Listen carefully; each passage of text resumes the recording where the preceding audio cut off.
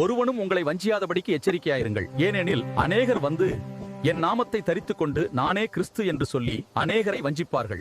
யுத்தங்களையும் யுத்தங்களின் செய்திகளையும் கேள்விப்படுவீர்கள். கலங்காதபடி எச்சரிக்கையாயிருங்கள். இவைகளெல்லாம் சம்பவிக்க வேண்டியதே, ஆனாலும் முடிவு உடனே வராது. ஜனத்துக்கு விரோதமாய் ஜனமும் ராஜ்யத்துக்கு விரோதமாய் ராஜ்யமும் எழும்பும். பஞ்சங்களும் கொள்ளை நோய்களும் பூமி எதிர்ச்சிகளும் பல இடங்களில் உண்டாகும். இவைகளெல்லாம் வேதனைகளுக்கு ஆரம்பம். அப்பொழுது உங்களை உபத்திரவங்களுக்கு ஒப்புக் கொடுத்து உங்களை கொலை செய்வார்கள். என் நாமத்து நிமித்தம் நீங்கள் சகல ஜனங்களாலும் பகைக்கப்படுவீர்கள். அப்பொழுது அநேகர் இடரல் அடைந்து ஒருவரை ஒருவர் காட்டிக் கொடுத்து ஒருவரை ஒருவர் பகைப்பார்கள். அநேகம் கள்ளத்தீர்க்க தரிசிகளும் எழும்பி அநேகரை வஞ்சிப்பார்கள். அக்கிரமம் மிகுதியாவதினால் அநேகருடைய அன்பு தணிந்து போம். முடிவு பரியந்தம் நிலை நிற்பவனே ரட்சிக்கப்படுவான். ராஜ்யத்தினுடைய இந்த சுவிசேஷம் பூலோகம் எங்கும் உள்ள சகல ஜாதிகளுக்கும் சாட்சியாக பிரசங்கிக்கப்படும். அப்போது முடிவு வரும். மேலும் பாழாக்குகிற அருவருப்பை குறித்து தானியேல் தீர்க்கதரிசி சொல்லியிருக்கிறானே, வாசிக்கிறவன் சிந்திக்க கடவன்.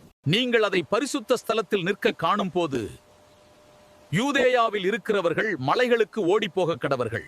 வீட்டின் மேல் இருக்கிறவன் தன் வீட்டிலே எதையாகிலும் எடுப்பதற்கு இறங்காதிருக்க கடவன். வயலில் இருக்கிறவன் தன் வஸ்திரங்களை எடுப்பதற்கு திரும்பாதிருக்க கடவன். அந்நாட்களிலே கற்பவதிகளுக்கும் பால் கொடுக்கிறவர்களுக்கும் ஐயோ! நீங்கள் ஓடி போவது மாரி காலத்திலாவது ஓய்வு நாளிலாவது சம்பவியாதபடிக்கு வேண்டிக் கொள்ளுங்கள். ஏனெனில் உலகம் உண்டானது முதல் இதுவரைக்கும் சம்பவித்திராததும் இனி மேலும் சம்பவியாததுமான மிகுந்த உபத்திரவம் அப்பொழுது உண்டாயிருக்கும். அந்நாட்கள் குறைக்கப்படாதிருந்தால் ஒருவனாகில் தப்பி போவதில்லை. தெரிந்து கொள்ளப்பட்டவர்களின் நிமித்தமோ அந்த நாட்கள் குறைக்கப்படும். ஏனெனில் கள்ள கிறிஸ்துக்களும் கள்ள தீர்க்கதரிசிகளும் எழும்பி கூடுமானால் தெரிந்து கொள்ளப்பட்டவர்களையும் வஞ்சிக்கத்தக்கதாக பெரிய அடையாளங்களையும் அற்புதங்களையும் செய்வார்கள். இதோ முன்னதாக உங்களுக்கு அறிவித்திருக்கிறேன்.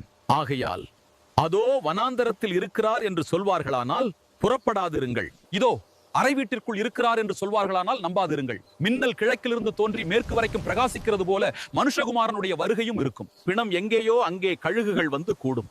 அந்நாட்களின் உபத்திரவம் முடிந்தவுடனே சூரியன் அந்தகாரப்படும், சந்திரன் ஒளியை கொடாதிருக்கும், நட்சத்திரங்கள் வானத்திலிருந்து விழும், வானத்தின் சத்துவங்கள் அசைக்கப்படும். அப்பொழுது மனுஷகுமாரனுடைய அடையாளம் வானத்தில் காணப்படும்.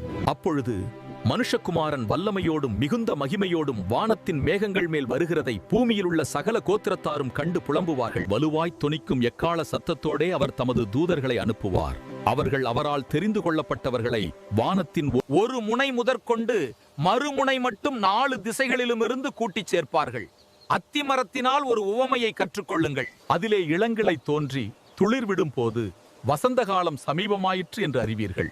அப்படியே இவைகளையெல்லாம் நீங்கள் காணும் போது அவர் சமீபமாய் வாசல் அருகே வந்திருக்கிறார் என்று அறியுங்கள்.